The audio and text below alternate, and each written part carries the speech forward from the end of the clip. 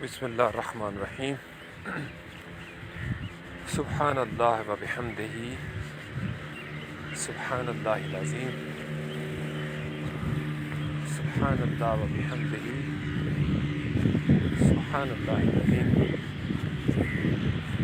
السلام علیکم ایھا النبی ورحمۃ اللہ وبرکاتہ. السلام علینا وعلی عباد اللہ الصالحین. سب دیکھنے سننے والوں کو السلام علیکم ورحمۃ اللہ وبرکاتہ. الحمدللہ دوسرا روزہ آغاز ہو گیا ہے، دوسری سحری. آج اسلام آباد میں کافی دیر بارش ہوتی رہی ہے، تقریباً 4 گھنٹے. تو گراؤنڈ ابھی گیلا ہے اور تازگی ہے. آسمان پہ ابھی بھی بادل ہیں، اور ایک دفعہ تو میں نے سوچا کہ نہ نکلوں باہر، لیکن مجھے امید تھی کہ آج گراؤنڈ خالی ہوگا بالکل، چونکہ جب گراؤنڈ گیلا ہوتا ہے تو کرکٹ کھیلنے والے نوجوان غائب ہو جاتے ہیں. یا حیو یا قیوم. اسلام آباد میں ایک بڑی خوبصورت چیز ہے، اگر آپ لوگوں کا کبھی گزر ہوا ہو تو صاف ستھری سڑکیں ہوتی ہیں، اور کچھ ایسے درخت ہیں بڑے زبردست پھولوں والے، ان کے اوپر پھول لگے ہوتے ہیں، سرخ رنگ کے اور نیلے رنگ کے اور سفید. تو وہ بڑا ایک منظر کشی ہو جاتی ہے اس کی. تو اس سے انسان کی جو جمالیات ہوتی ہیں نا، سینسز ہیں نا انسان کے اندر مختلف قسم کی، تو یہ جو ایستھیٹک انسان کی ہے جمالیات، اس کو بڑا سکون ملتا ہے. الحمدللہ. اور اس میں کوئی شک نہیں ہے کہ انسان صرف انسان ہونے کی حیثیت سے بھی پاکیزگی کو پسند کرتا ہے. انسان صرف انسان ہونے کی حیثیت سے پاکیزگی کو بہت پسند کرتا ہے. میں نے دنیا کے بہت سارے مذاہب کو دیکھا ہے. اس وقت تو گلوبل ویلیج ہے، آپ کو فیس بک پہ بہت ساری چیزیں نظر آ جائیں گی. تو آپ فرانس سے شروع ہو جائیں، چائنا، امریکہ، دنیا کے مختلف ممالک میں اگر آپ چلے جائیں، انڈیا میں، یہاں کوریا کی طرف آ جائیں، تو دنیا کے ہر ملک کے اندر پرفیوم کا تصور ہے، خوشبو کا تصور ہے. سری لنکا پہ آپ چلے جائیں تو خوبصورت پھول کھلے ہوئے نظر آتے ہیں. تو گویا انسان ہونے کی سطح پر یہ جو جمالیات ہیں اس کا تصور موجود ہے. یعنی انسان طبعی طور پر فطرتاً پاکیزگی کی طرف جانا چاہتا ہے. خوشبو کا تصور ہے، گارڈننگ کا تصور ہے، باغ لگے ہوئے ہیں ہر جگہ پہ. اسی طریقے سے صفائی کے لیے اسپیشل محکمے ہر ملک میں بنے ہوئے ہیں. ہر ملک کے لٹریچر کے اندر اگر آپ کتابیں دیکھیں، اب تو انٹرنیٹ پہ مل جاتی ہیں PDF میں، ویسے بھی یوٹیوب پہ اگر آپ کوئی ویڈیو سرچ کریں، آپ سوئٹزرلینڈ کے لینڈسکیپنگ کو دیکھ لیں، ان کے گرین ایریاز کو دیکھ لیں، ان کے پانی کے چشموں کو دیکھ لیں، تو اس کا تصور ہمیں ملتا ہے. چونکہ انسان ہونے کی حیثیت سے رنگوں کی طرف، خوشبو کی طرف، موسیقی کی طرف جانا چاہتا ہے. یہ اس کی طبیعت کے اندر ذوق موجود ہے، فطرتاً یہ ذوق موجود ہے. اور دوسرا یہ ہے کہ انسان جوں جوں شعور کی سطح پہ جاتا ہے، پھر یہ خوشبو کو بہتر انداز میں محسوس کرنے لگتا ہے. اس کا شعور کے ساتھ بڑا گہرا تعلق ہے. جوں جوں آپ شعور کی طرف جاتے ہیں تو آپ کو رنگوں کی بہتر پہچان ہونے لگتی ہے. اور جب انسان کی سطح سے بلند ہو کر ایمان کی سطح تک پہنچتا ہے، یعنی خوشبو کے پیدا کرنے والے کی تلاش جب شروع ہوتی ہے، رنگوں کے پیدا کرنے والے کی تلاش جب شروع ہوتی ہے، یہ جتنے سر ہیں جو موسیقی ہے فطرت میں موجود، اس کے خالق کی طرف جب انسان کی توجہ مبذول ہوتی ہے کہ کوئی ہے جس نے یہ فرق پیدا کیا ہے خوشبو میں اور بدبو میں، کوئی ہے جس نے غم اور خوشی کو پیدا کیا ہے، تو پھر ایمان کے ساتھ مذہب کا ایک تصور ابھرتا دکھائی دیتا ہے. تو دنیا کے تمام مذاہب نے اپنے اپنے طور پر اس کا تعلق جو ہے وہ کسی ماورا ہستی کے ساتھ جوڑنے کی کوشش کی ہے. کہیں پہ دیوی دیوتاؤں کا تصور تھا گریک میتھولوجی میں. اگر آپ گریک میتھولوجی کو پڑھیں نا، انگلش لٹریچر والے جو اسٹوڈنٹس ہیں وہ ان کو پتہ ہے، یہ عام طور پر کہانیاں ایسی ملتی ہیں، سٹوریز. تو وہاں پہ سورج کا دیوتا، ہوائیں چلانے والی فیریز تھیں، پھولوں میں جو رنگ بھرتی تھیں، خوشبو دیتی تھیں، وہ پریاں موجود تھیں. اسی طریقے سے اور بہت سارے دیگر مذاہب کے اندر بھی ہمیں ایسا کانسیپٹ ملتا ہے جس کا تعلق تھا مذہب کے ساتھ، دین کے ساتھ. ہندو مت کی طرف اگر آپ آ جائیں تو وہاں پہ بھی قسمت کی دیوی ہے، لکشمی دیوی، دولت کی دیوی. پھر کالی ماتا ریونج کے حوالے سے ہے. تو انسان جب مذہبی عقائد کی طرف گیا تو اس نے اپنے اس جمالیات کو، ان کیفیات کو، یہ جو معصوم لطیف جذبات تھے، ان کو جوڑ دیا. بارش برسانے والا دیوتا یہ ہے، ہوائیں چلانے والی دیوی یا دیوتا یہ ہوگا، سورج اس طریقے سے اوپر آ رہا ہے. اور یہ جتنا تھاٹ پروسیس ہے نا انسان کا، اپنے سے ماورا کسی ہستی کی تلاش، اس کا تعلق جو سب سے خوبصورت آیا کریمہ مجھے ایک نظر آتی ہے پیغمبروں کے اندر، وہ حضرت ابراہیم علیہ السلام کے حوالے سے ہے. تو آپ نے کل کو نوجوان لکھ بھی رہا تھا کہ سر میں نے ابراہیم علیہ السلام والی جو صورت ہے وہ ساری سٹوری ان کی پڑھی. حضرت ابراہیم علیہ السلام سے میرا لاڈ اس لیے بھی ہے ایک اسٹوڈنٹ کی حیثیت سے کہ میں جب ریسرچ کی بات کرتا ہوں، سائنٹیفک میتھڈ کی بات کرتا ہوں، تو مجھے حضرت ابراہیم علیہ السلام کے اندر وہ ایک تجسس دکھائی دیتا ہے، ایک اسٹوڈنٹ والا، جو قرآن پاک نے بڑا زبردست ریکارڈ کیا ہے کہ آپ علیہ السلام سوچتے تھے. آپ نے دیکھا کہ آسمان کے اوپر ایک پلینٹ نمودار ہوا ہے اور پھر دیکھا کہ وہ غروب ہو گیا، وہ غائب ہو گیا. تو آپ نے کہا کہ جو ڈس اپیئر ہو جائے، جو غائب ہو جائے، وہ میرا رب نہیں ہو سکتا. پھر آپ نے سورج کو طلوع ہوتے ہوئے دیکھا، آپ نے کہا ہاں یہ بڑا زبردست ہے، یہ سب سے بڑا نظر آ رہا ہے. اس کو آپ نے کہا لیکن وہ بھی غروب ہو گیا. تو آپ نے کہا کہ نہیں، جو غروب ہو جائے وہ میرا رب نہیں ہو سکتا. پھر اسی طریقے سے چاند، تارے، تو ہر چیز کے بارے میں حضرت ابراہیم علیہ السلام کا تھاٹ پروسیس تھا. آبزرویشن کر رہے تھے اور ساتھ ہی کویسچن کرتے تھے، ہائپوتھیسس بناتے تھے اور خود ہی اس کا جواب دیتے تھے، اس کو ٹیسٹ کرتے تھے. تو ابراہیم علیہ السلام نے اپنے ہائپوتھیسس کو خود ہی ٹیسٹ کیا، حتیٰ کہ حضرت ابراہیم علیہ السلام اپنے بت کدے، جو والد صاحب بت بنایا کرتے تھے، اس بت کدے میں جو اس علاقے میں معبد تھا اس میں چلے گئے. اب انہوں نے اسی ہائپوتھیسس کو چونکہ ٹیسٹ کرنا تھا تو انہوں نے کہا کہ سارے گاؤں والے، سارے علاقے والے ان کو خدا مانتے ہیں. تو حضرت ابراہیم علیہ السلام نے اس دور میں چھوٹے جتنے بھی بت تھے نا ان کو توڑ دیا، اور کلہاڑا جو تھا وہ جو بڑا تھا ان کا، اس کے کندھے پر لٹکا دیا. وہ گاؤں والے جب اکٹھے ہوئے تو انہوں نے، چونکہ حضرت ابراہیم علیہ السلام کی شہرت یہ تھی باغی، جیسے ایک باغی نوجوان کی شہرت ہوتی ہے جو اپنے رائج کلچر کو نہیں مانتا، جو اپنے مروجہ نظام کے اندر کسی اور تلاش میں ہوتا ہے. ایک تو بہت آسان طریقہ کار ہے نا کہ آپ جو چیز رائج ہے اس کو مان لیں، لیکن حضرت ابراہیم علیہ السلام نے اپنے ہائپوتھیسس کو، جو ان کی، چونکہ he was very true in his thought process, وہ اپنی تفکر میں بہت سچے تھے. تو گاؤں والے اکٹھے ہوئے، انہوں نے کہا کہ ہو نہ ہو یہ ابراہیم علیہ السلام کا، یعنی اس نوجوان کی ہی یہ کارستانی لگتی ہے، چونکہ وہی ایسی باتیں کرتا رہتا ہے، وہی ایسی باتیں کرتا ہے. وہ کوئی زیادہ باشعور، زیادہ عقل مند سمجھتا ہے اپنے آپ کو، اور باغی ہے وہ. تو ابراہیم علیہ السلام کو جب بلایا گیا تو الزام تراشی ہوئی، تو آپ علیہ السلام نے فرمایا کہ مجھ سے کیوں پوچھتے ہو؟ وہ اشارہ کیا، انہوں نے کہا کلہاڑا اس کے کندھے پر ہے، اس سے پوچھو کس نے توڑا ہے ان کو، اسی نے توڑے ہوں گے جس کے کندھے پر کلہاڑا ہے. تو وہ سب تھوڑے سے چیں بچیں ہو کر انہوں نے کہا کہ آپ کو تو معلوم ہے کہ یہ جو بڑا ہمارا خدا ہے یہ تو نہیں توڑ سکتا بتوں کو. تو آپ نے کہا کہ جب یہ نہیں کر سکتا تو پھر تم اس کو کیسے کہہ سکتے ہو کہ یہ خدا ہے؟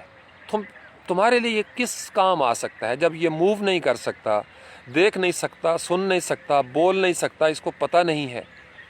تو مجھے حضرت ابراہیم علیہ السلام کی یہ جو جمالیات ہے نا، ایستھیٹک سینس، میں ایز اے اسٹوڈنٹ جب حضرت ابراہیم علیہ السلام کے قصص کو پڑھتا ہوں یا قرآن پاک میں ابراہیم علیہ السلام کی شخصیت کا جائزہ لیتا ہوں تو مجھے اپنے اندر کا ایک اسٹوڈنٹ کو بڑی طمانینت ملتی ہے، اور آئی وش کہ تمام اسٹوڈنٹس جو ہیں، طلباء و طالبات، وہ حضرت ابراہیم علیہ السلام کے اس جو سائنٹیفک میتھڈ ہے اس کے اوپر بڑا غور کریں کہ آپ، چونکہ پیغمبر تو چنے چنائے لوگ ہیں، ان کو بھیجا ہی اس لیے جاتا ہے کہ وہ پیغمبری کریں، لیکن پیغمبری کے اس ظہور سے قبل وہ خود سوچ رہے ہیں اور ہمارے لیے ایک جنرل پرنسپل بنا رہے ہیں کہ آپ نے اس طریقے سے سچائی کی تلاش کرنی ہے، آپ نے ایک دلیل لینی ہے اور اس کو رد کرنا ہے، اس کے مقابلے میں دوسری دلیل کھڑی کرنی ہے، اس کو ٹیسٹ کرنا ہے اپنے ہائپوتھیسس کو۔ ہمارا مسئلہ یہ ہے کہ ہمیں جو کچھ ماحول نے دے دیا ہے ہم اس کو ٹیسٹ کرنے سے ڈرتے ہیں، اور ہم بہت ساری چیزیں اس لیے بھی ٹیسٹ نہیں کر سکتے کہ ہمارے اوپر کفر کے فتوے لان لگ جائیں۔ ہم ڈرتے ہیں، ہمیں ڈرا دیا گیا ہے، ہمیں خوف میں مبتلا کر دیا گیا ہے، اور ایسا ہر جگہ ہوا ہے۔ ہر مذہب کے نوجوان، ہر سماج کے نوجوان، ان کے اوپر سختی کے ساتھ ایک ایسا ماحول بنا دیا گیا ہے، حتیٰ کہ مسلکوں کے اندر بھی، سماج میں، کہ آپ کوئی دوسری بات سوچ نہیں سکتے۔ اس سے ہمارے سوسائٹیز، ہمارے سماج کے اندر وائلنس پیدا ہو گیا، تشدد پیدا ہو گیا، کہ آپ جس جگہ پر پیدا ہو جاتے ہیں آپ کو لگتا ہے کہ بس وہی سچ ہے، اور ایسا ہر انسان اپنی جگہ پر پیدا ہو کر سوچ رہا ہے۔ حضرت ابراہیم علیہ السلام جب اس تھاٹ پروسیس سے گزرے تو انہیں آگ میں ڈال دیا گیا، چونکہ کوئی بھی رائج نظام یہ پسند نہیں کرتا کہ ان کو ڈسٹرب کیا جائے، وہ جس چیز پہ یقین رکھتے ہیں اس سے انکار کر دیا جائے۔ تو ابراہیم علیہ السلام کو آگ میں ڈال دیا گیا، وہ تو پیغمبر ہیں، ان کے لیے آگ ٹھنڈی ہو گئی۔ اسی طریقے سے اور دیگر مذاہب کی بہت ساری باتیں ہیں۔ آج کے لائیو سیشن کو، جو صبح کا لائیو سیشن ہے، دوسری سحری کے بعد، رمضان المبارک 1442 سن ہجری کا یہ صبح کا دوسرے روزے کا لائیو سیشن، میں اس کو آج زیادہ طویل نہیں کروں گا۔ یا ہی یا کہوں، ہوا بہت خوبصورت ہے، میں اس وقت جمالیاتی اقدار جو میری استھیٹیکل ویلیوز ہیں ان کو محسوس کر رہا ہوں، اپنے اس ذوق کو محسوس کر رہا ہوں، اور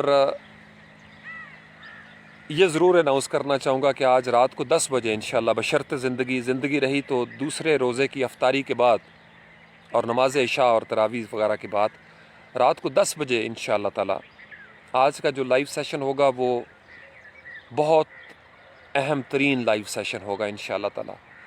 میں نے آپ کے سامنے قرآن کا ایک اور پیٹرن رکھنا ہے طلباء و طالبات کے لیے، اور آپ کے بہت سارے عقدے واہ ہو جائیں گے، بہت ساری پہیلیاں آپ کی سلجھ جائیں گی، بہت سارے آپ کے نظریات ٹھیک ہو جائیں گے، بہت سارے نئے پیٹرنز آپ کے ہیتا ادراک میں سمجھ میں آ جائیں گے، اور بہت سارے نئے پیٹرنز تک آپ آسانی کے ساتھ پہنچ سکیں گے۔ تو رات کو 10 بجے انشاءاللہ تعالی باقی باتیں کریں گے۔ اس وقت میں نے آپ کو صرف اشارہ کر دیا ہے حضرت ابراہیم علیہ السلام کا یہ جو سائنٹیفک میتھڈ تھا، کیونکہ جہاں ہم نے کہانی چھوڑی تھی دوسرے لائیو سیشن میں، اسی سے ہم آگے بڑھ جائیں گے انشاءاللہ تعالی۔ تو آج صبح میں صرف اس لیے آپ کو کرتا ہوں تھوڑا سا ایک آپ کا سبق دہرا دوں اور آپ کو ریمائنڈر دے دوں، اور یہاں کھڑے ہو کے اس تازہ ترین ماحول میں آپ کے ساتھ یہ فریشنس جو ہے وہ شیئر کر سکوں، اور آپ کو دکھا سکوں کہ اس ہوا میں، یہ جو تازہ ہوا چل رہی ہے اس وقت، اور یہ جو پتے آپ کو رقص کرتے ہوئے دکھائی دیتے ہیں، اور جو خوشبو ہے، اور یہ جو بادلوں کا یہاں پہ آپ کو نظر آ رہا ہے، سفر ایک ہو رہا ہے، ان بادلوں کے اندر بھی نشانیاں ہیں۔ رات کو میں نے آپ کو بتایا تھا کہ انسان کے اپنے نفس میں اور انفس و آفاق کے اندر، یہ جو آفاق ہیں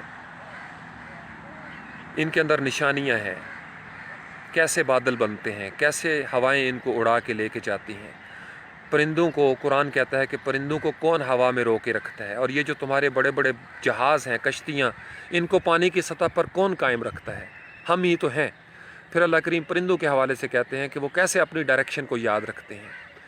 پھر یہ درختوں کے بارے میں کہا گیا، اس زمین کے بارے میں کہا گیا کہ دیکھو یہ زمین مردہ تھی، اور یہ میں نے آپ کو دکھایا جب میں یہاں پہ ایکسرسائز کرتا تھا، بالکل ایگزیکٹ اسی جگہ پہ۔ تو تو یہ بالکل براؤنش پیلی پیلی سی مٹی، ایک مٹیالہ رنگ تھا یہاں پہ، لیکن اب حد نظر تک میں دیکھتا ہوں تو سبز گھاس ہے۔ زندگی بھی اسی طریقے سے ہوتی ہے، رنگ بدلتی ہے، اور یہ کوئی ایک دفعہ نہیں ہوا، اس گراؤنڈ میں ہمیشہ خزاں میں یہی کام ہوتا ہے۔ اور یہ جو درخت آپ کو اس وقت خوبصورت نظر آ رہے ہیں، جوان نظر آ رہے ہیں، کچھ ہی عرصہ قبل ان کے اوپر خزاں تھی۔ جو چیز مجھے سب سے زیادہ کاٹتی ہے وہ یہ چیزیں ہیں جو آپ کو نظر آ رہی ہیں۔ یہ وہ ٹیپ ہے جو بال پہ استعمال ہوتی ہے، اور پورا گراؤنڈ اس ٹیپ سے بھرا ہوا ہے، یعنی ٹیپ اتاری، دوسری ٹیپ چڑھا دی۔ پرسوں ترسوں مدیہ پوچھ رہی تھی کہ سر پیچھے خرگوش ہیں، تو میں آپ کو وہ خرگوش دکھا سکتا ہوں۔ وہ خرگوش نہیں ہے، وہ شاپر ہیں، اور یہ انفارچونیٹ ہے کہ پورا گراؤنڈ حد نظر تک سب سے زیادہ جو چیز ہے 90% وہ یہ ٹیپ بال جو کرکٹ کھیلا جاتا ہے اس کی ٹیپ ہے، جب اتاری اس کو پھینک دیا، اور یہ ایک ایسی چیز ہے جو سوائل کو خراب کر دیتی ہے۔ اور یہ وہ خرگوش ہیں جو مدیہ کو دور سے نظر آ رہے تھے۔ یہ سارے شاپنگ بیگ، یہ یعنی جذب نہیں ہو سکتے یہ مٹی کے اندر، اور حد نظر تک آپ کو نظر آئے گا یہ ویجیٹیشن، اور ان کے اندر یہ جو سفید آپ کو چیزیں نظر آ رہی ہیں یہ سارے شاپر ہیں۔ اسی طریقے سے یہاں پہ اگر آپ دیکھیں، یعنی جہاں جہاں تک میں جا سکتا ہوں اس گھاس میں، آپ کو چپس اور یہ جو شاپر ہے نا نارمل نیلے پیلے کالے، یہ شاپر پھر شاید جذب ہو جائیں زمین کے اندر، گل سڑ جائیں، لیکن یہ جو چپس ہیں نا یہ ملٹی نیشنل کمپنیوں کے، آپ کبھی اس کو دیکھو، یہ اتنا سخت شاپر ہوتا ہے کہ یہ ہمارے جو مقامی شاپر ہیں اس طرح کے، یہ جو نیلے ہیں، ان سے وہ سینکڑوں مرتبہ زیادہ سخت ہوگا وہ۔ یہ جو شاپر ہے نا یہ پھٹ جاتا ہے نارملی، اور یہ جو وائٹ کلر کا ہے یہ بھی پھٹ جاتا ہے، لیکن یہ جو چپس ہیں نا یہ لیز وغیرہ کے اور کرلیز اور اس طرح کے، آپ کبھی اس کو دیکھو تو یہ اتنا سخت ہے، میں آپ کو دکھا سکتا ہوں یہ، کہ یہ آسانی کے ساتھ پھٹتا بھی نہیں ہے۔ تو میں ایک دو دفعہ پہلے بھی مجھے جوش آیا، تو میں نے ایک دن پورا گراؤنڈ میں نے کوشش کی، اور دیکھنے والوں نے شاید مجھے بیوقوف ہی سمجھا ہوگا، تو میں نے شاپر سارا بھرا، اور کئی جگہ پہ میں یہی کرتا ہوں دیوانوں کی طرح، لیکن میں کیا کروں، یہ آپ جہاں جہاں سے گزرتا ہوں میں آپ کو اس لیے زیادہ تر اپنی شکل ہی دکھاتا ہوں، کیونکہ یہ جو ٹیپ ہے نا یہ پورا گراؤنڈ، اور اسلام آباد کے تقریباً زیادہ تر گراؤنڈز میں یہ جو سفید ٹیپ ہے یہ نظر آتی ہے، اور اٹ لکس ویری بیڈ۔ اب یہ وہ چیزیں تھیں جو کلیکٹیو رسپانسبلٹی بنتی ہے یوتھ کی، کہ آپ کھیلیں، لیکن آپ کی اگر 11 کھلاڑی ہیں یا 22 بندے ہیں تو آدھا گھنٹہ بھی نہیں لگے گا، گراؤنڈ میں ایک لائن بنا کے ایک طرف سے شروع ہوں اور اپنے پاس ایک کوئی بیگ رکھ لیں، آدھے گھنٹے کے اندر اندر گراؤنڈ صاف ہو جائے گا۔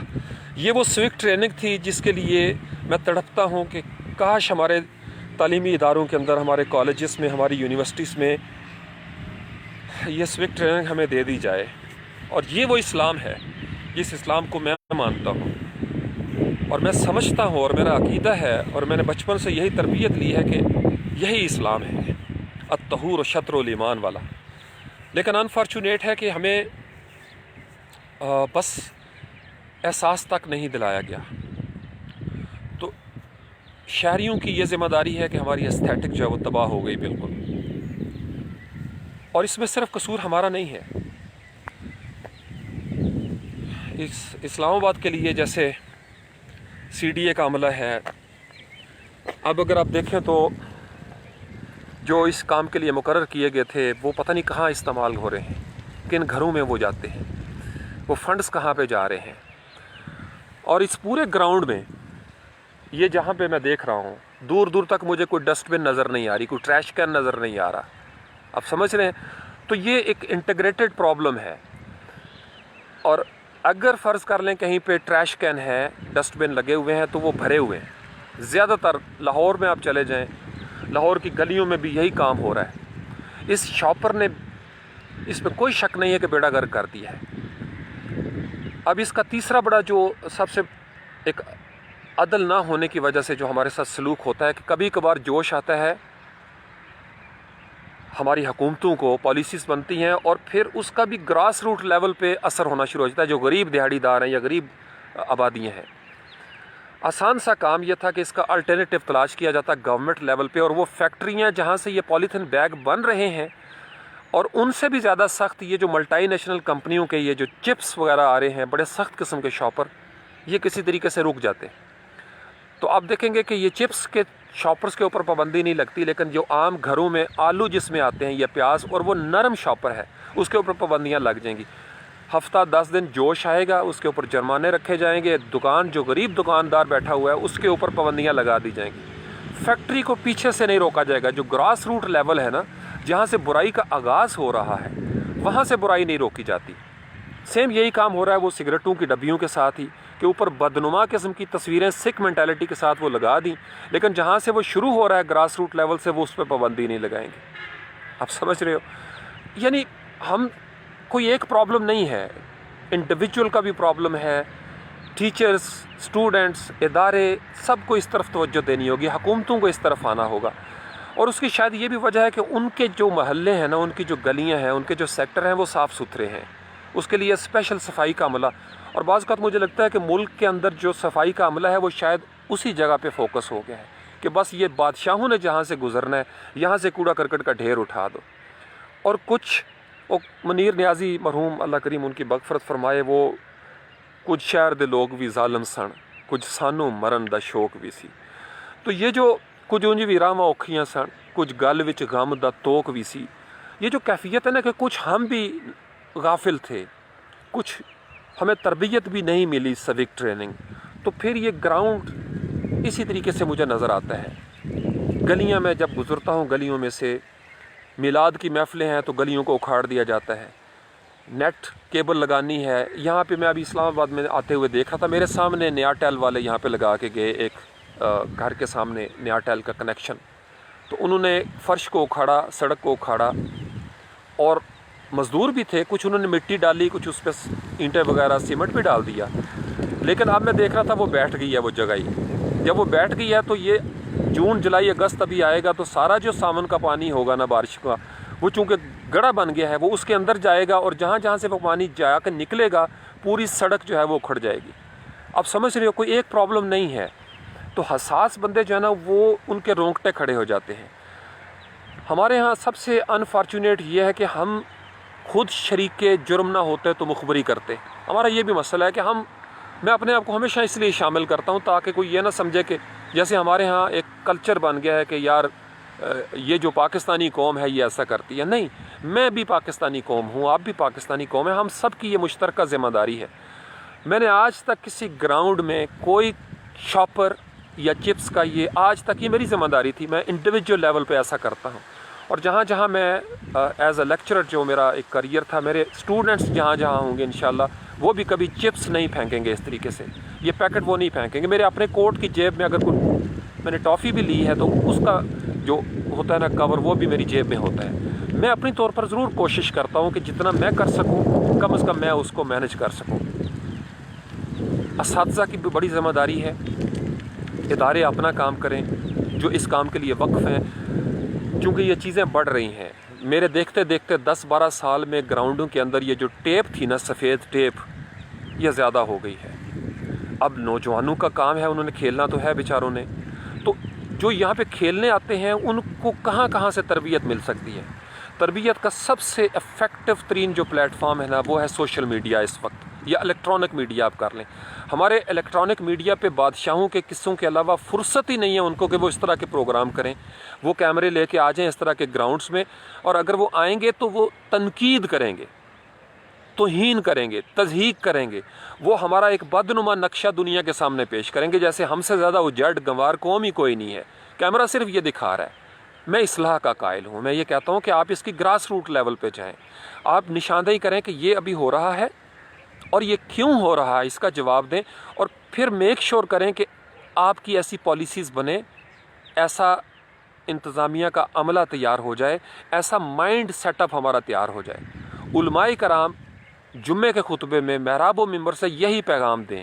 اساتذہ کرام اپنے اسٹوڈنٹس کو، ہمارے دور میں نا جب ہم اسکول میں پڑھتے تھے بزم ادب بھی ہوتا تھا، اور اسکول میں ہفتہ صفائی یا ایک دن ہوتا تھا صفائی کا، اور ہمیں تو صبح ہماری ڈیوٹی لگتی تھی، اور ہمارا کوئی نہیں یہ تھا کہ سید فاروق حسین شاہ، مٹھو شاہ صاحب سید بادشاہ ہیں اور وہ جھاڑو نہیں دیں گے اسکول میں، یا یہ چودھری صاحب کا بیٹا ہے جناب، یا فلاں راجہ ہے یا فلاں لمبردار ہے اس کا بیٹا ہے۔ نہیں، ہم خوشی سے اسکول میں جھاڑو دیا کرتے تھے، ہمارا تکبر توڑ دیا گیا تھا۔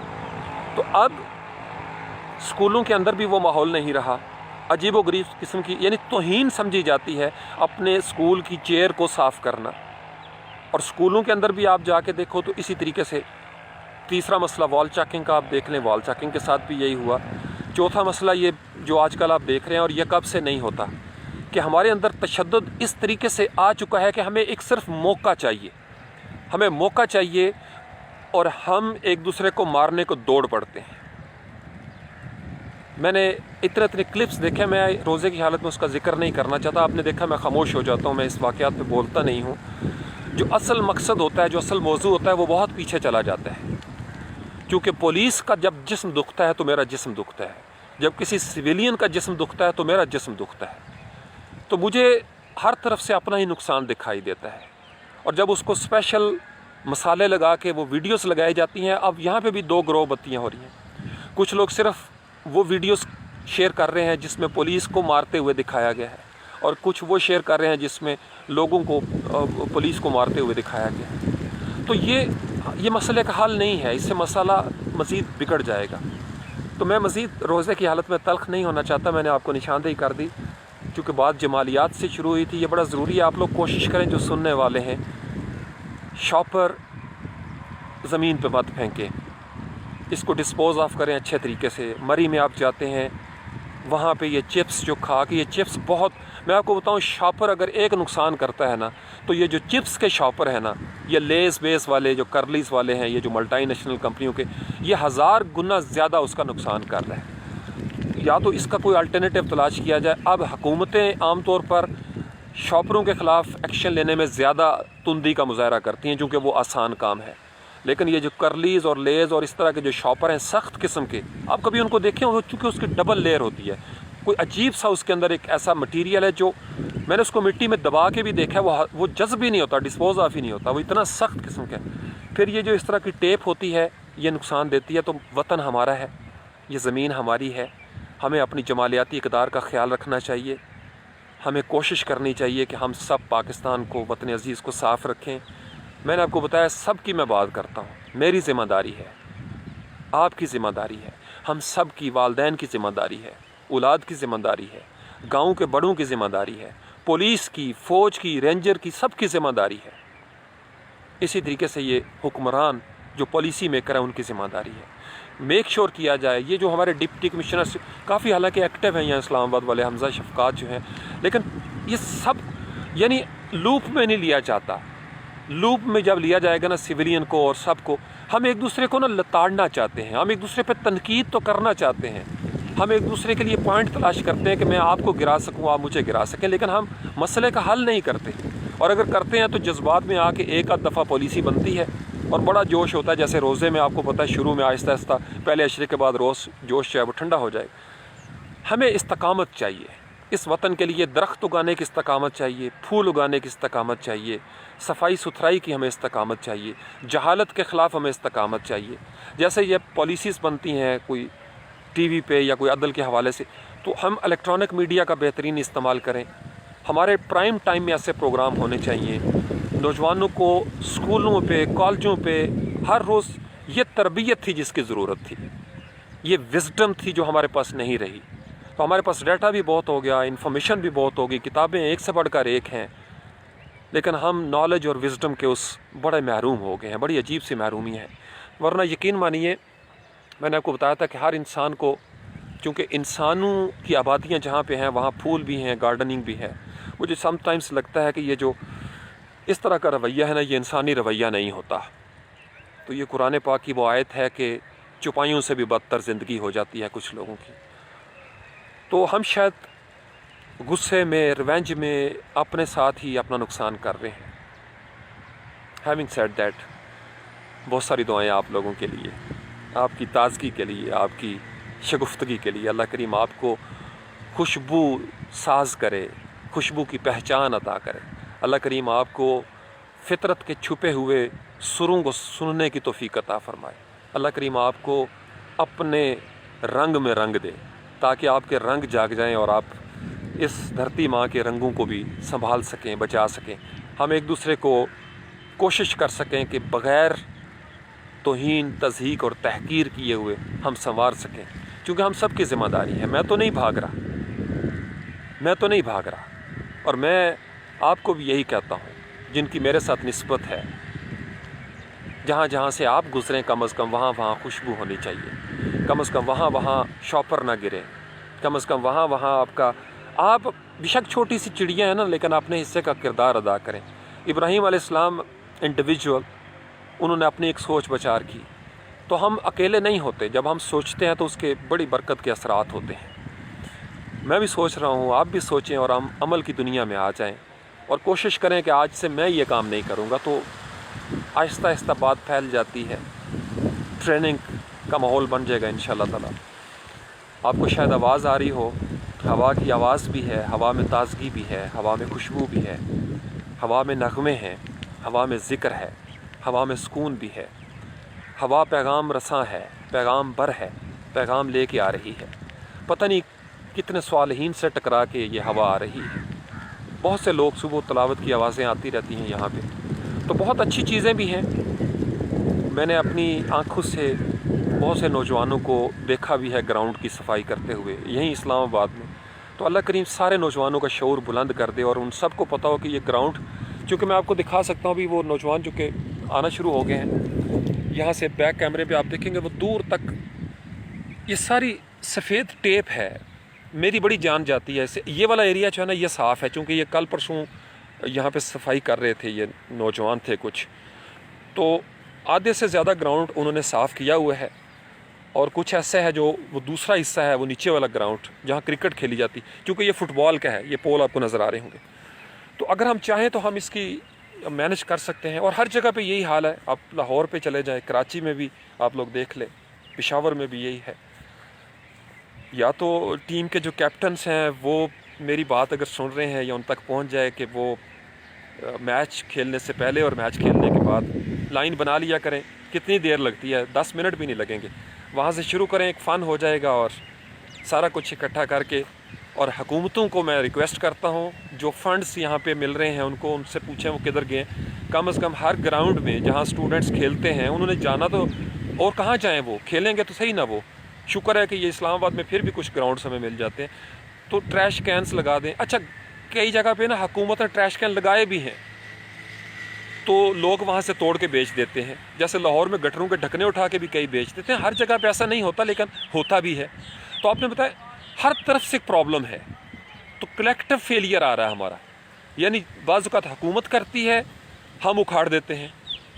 میں نے آپ کو پہلے بھی دکھایا تھا G8 میں، وہاں پہ گراؤنڈ کے اندر، کہ مشرف صاحب کے دور میں بینچز وغیرہ لگے، فٹنس کا سارا سامان تھا، اور آہستہ آہستہ وہ پتہ چلا جی کہ وہ لوگ لوہا ہی اٹھا کے لے گئے کہ چلو لوہا بیچ دیں گے ہم۔ تو سڑکوں سے چیزیں آپ نے اکثر وائرل دیکھے ہوں گے کلپس، گملے اٹھا کے لے جاتے ہیں گھروں میں۔